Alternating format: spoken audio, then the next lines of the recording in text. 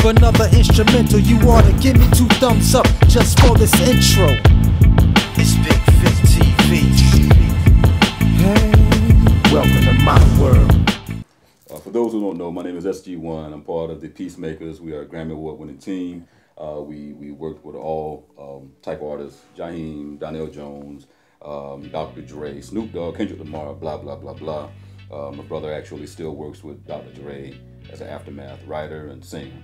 And that's the intro. I also got a channel called Millionaires TV, where we try and teach you guys, producers, songwriters, musicians, the music business and the secrets of the music millionaires and industry elite. So if you haven't, man, make sure y'all come over and check me out. And for my boys and my team, y'all make sure y'all check out Bigg Vic, man. Yes, sir. None of one of these guys been in the industry y'all didn't know about, been sleeping on them. Yep. Anyway, I'm Bigg Vic. Y'all back here. We back on Bigg Vic TV. My man SG.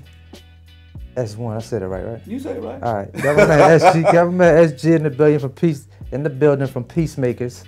And but the guys, most of you guys that don't know who I am, Bigg Vic TV. I was producer, staff producer over at Social Death Recordings.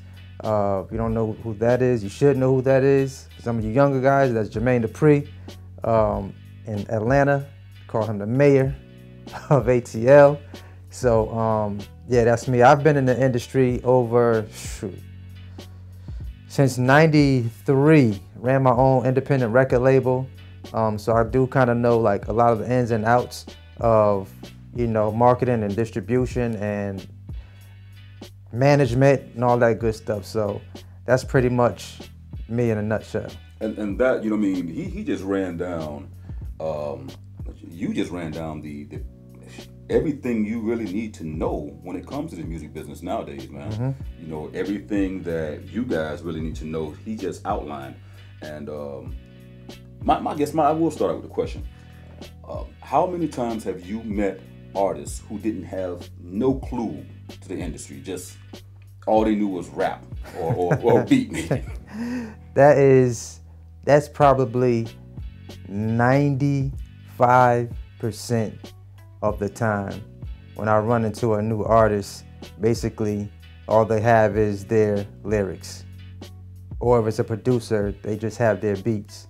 You know, so many times I've run into producers that have a ton of beats, but no ASCAP, no BMI, no CSAC, nothing copywritten.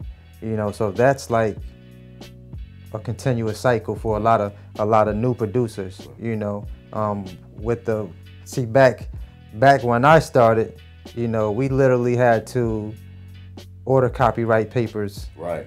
You know, right. Not back when you started. When we started. Correct. We about the same age, bro. When we started, that's right. You know, we had to mail in copyright forms. That's right. BMI, you know, you had to mail that stuff in. Yep. You had to, if it was ASCAP, I think I paid, I forgot how much it was back then. But I have my publishing company set up with ASCAP, and I'm a writer with BMI. You know, which you're really not supposed to have both organizations. Right. You know, so one or the other. Right, one or the other. But I run into that situation with a lot of producers and artists like all the time. You know, now it's like way easier, but you know, a lot of these guys, I guess they don't like to do that much research, especially when you're just in the studio just making beats, or you're just focused on being in the studio, or if you're an artist, you're just focused on your song, or, you know, making sure the song is tight. Right. Then you have to make that next move. Right. You know, so that happens all the time. But you would agree with me, though, that I think the lack of knowledge in the music industry really makes it harder for record executives and people like that, because now when things don't go the way that producer or that musician think it should, now we have to argue, we got to go through, you know, fights because, well, where's my money? We sold X amount of dollars and all this other stuff. And you're saying, well, look, dude, you weren't even signed up with a PRO. You know what I'm saying? For us to distribute your money to you and get your money to you. Right. Would you say that creates more confusion in the industry? Oh, definitely. It definitely does. It definitely does, because if your paperwork is not in order, you know, so when it is time to get paid, you know, and none of that stuff is written, or ASCAP is not set up, or, you know, BMI, any of these organizations that help you collect your money, you know, none of the stuff is set in place because, number one, most times these record labels, it's not their responsibility to make sure that you're set up. Right. You know what I'm saying? Right. So if you have a management team, you know, of course, if you have a good management team, they're going to make sure all that stuff is in place in the beginning anyway. Right. You know, so that does cut down a lot of confusion, you know, when it's time for the money to be shelled out. Right. You know, so yeah, I mean, that's very important. You know, that's a key. That's what I call a clue. Right. You know what I'm saying? That's a big clue. It's a big clue. So what advice would you give? Because, you know, me and you both know we run, you know, YouTube channels and we come across a lot of producers. What would be the first advice you would give these millennial producers and even some of these old heads? Because a lot of old heads don't have their business together. Right. But what would be the first thing you would say to them to get them set up business-wise, you know, having their business set up together? Well, the first thing I would do is definitely establish you a LLC.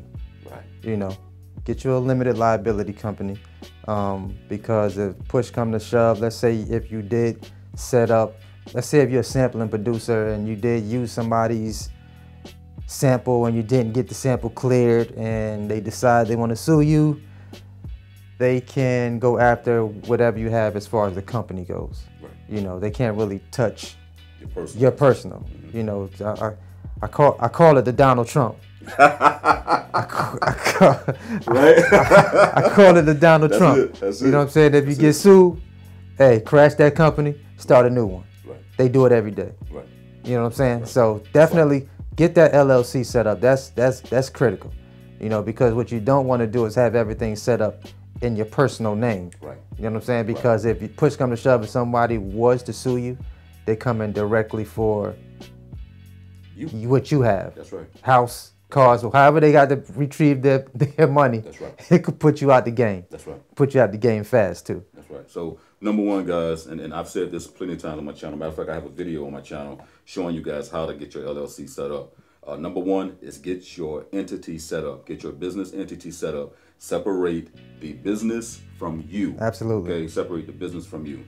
And then you're in a very good position now, and you're going to be looked at as a professional. We respect people who have their business together. That's man. right. You know, I mean, I prefer to deal with you from a business standpoint, right, than having to come and take the diapers off your baby. So. Absolutely, absolutely. So with that, man, what's the second thing that you would suggest a new? You know, we're talking about a new producer. Okay. Should do. Or new musician too, brother. I ain't gonna just say producers. Right. We have musicians as well. I mean, after you get that LLC set up, second thing would definitely be if you have, you know, songs or if you have lyrics. Well, you said musician, so I guess that could be artists as well too. We're gonna try to cover the basis of everybody. Okay. I mean, second thing I would do, most definitely, if I have I would say a catalog, because most times if you're an artist, producer, musician, and you've written music, I'm sure you've written more than one song. Right. So I would copyright everything as a catalog, instead of doing, because a lot of people kind of get confused when it comes to copyrighting their material. Right. You know, because you can end up spending way too much money if you're out copywriting one song at a time. Right. So before you even hit copyrights, make sure you have a collection of your songs that you want to get copyrighted. Right. That way you're only paying one fee. Right. You know, so if you're paying $35, that's going to copyright your whole entire catalog. You know, so that would probably be the second thing I would do. And then right behind that, of course, making sure I'm set up with an organization that can collect, you know, make sure my publishing and all that, my writers' fees, performance fees, a performance company as far as BMI, ASCAP, I would make sure I have that set up. You want to go the free route? I think BMI is BMI still free, right? BMI I think is still free. Okay. I'm signing with ASCAP now. They're charging. Right. I'm with ASCAP as well. So, but that would be the third thing that I would do right behind copyrights because they both go hand in hand. Right. You know, so Right. that would definitely be my third thing that I would do. So what you're saying as well, though, that for clarity, he's saying that if you have a group or a catalog of songs, it will be cheaper and more affordable to send in the catalog and get it copywritten for $35 the whole entire catalog, Right. versus individualizing each particular song and track. Correct. Now, I know, and I'm pretty sure you know the same thing, that they have this new copyright standard. Well, it's not new per se, but because of the digital age, when you create that track on that machine, it's time dated and stamped. Right. So for those of you who are on a budget, you know what I mean, if you can't do it, you know, you can always rely on your time, date, and stamp, and when you actually published. So if you put it on YouTube or something like that, because that's really what's going to boil down to, right. proving who released the song Correct, first. correct. You know what I mean, and that will help you as well. So nowadays, your computers time, date, and stamp everything, and we're not saying just utilize that solely. But if it came down to a financial situation and you didn't have the money or finances to send your catalog in at that particular time, you can always rely on that. But it is well advised to definitely go get your music copyrighted. Absolutely. You know what I mean? So. Absolutely. And so the other thing that Vic was saying was PRO. Make sure that you sign up with your performing rights organization. And what I'm doing, Vic, and I've tried to explain it on several different occasions. Can you explain to people in as simplistic as you can what actually the PRO